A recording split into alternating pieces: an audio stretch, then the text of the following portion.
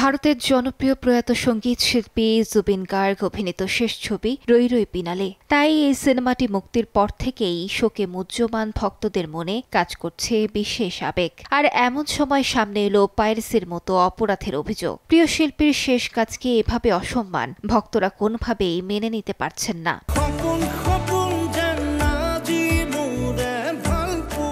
রই রই বিনালে সিনেমার দৃশ্য চুরি করে ছড়িয়ে দেওয়ার অভিযোগে আসাম থেকে রফিকুল ইসলাম নামে এক ইউটিউবারকে গ্রেপ্তার করেছে পুলিশ। ১৩ নভেম্বর বৃহস্পতিবার অভিযুক্তকে গ্রেপ্তার করা হয়। পুলিশ জানিয়েছে তিনি ইউটিউব চ্যানেল রফিকুল আর ব্লগে সিনেমাটির বেশ কিছু দৃশ্য আপলোড করে ছড়িয়ে দিয়েছিলেন। তোমার মা মরিল, শো মাস্ট গো অন। জুবিনকে আবার একবার বড় পর্দায় দেখতে রই রই বিনালে মুক্তির প্রথম দিন থেকেই প্রেক্ষাগৃহে ঢল নেমেছিল। দর্শক চাহিদায় বন্ধ থাকা হলও আবারও খুলে দেয়া হয়। এমনকি হল মালিকরা জনপ্রিয় অন্যান্য সিনেমা যেমন কান্তারা চ্যাপ্টার 1, থামা এর শো বাতিল করে রই রই বিনালে এর শো বাড়াতে বাধ্য হন।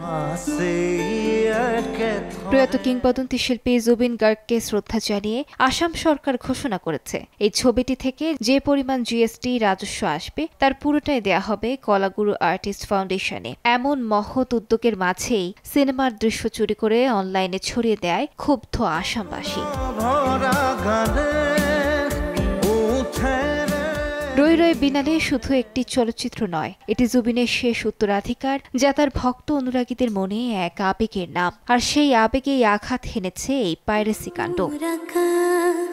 আলিশা ইসলাম, সময় সংবাদ।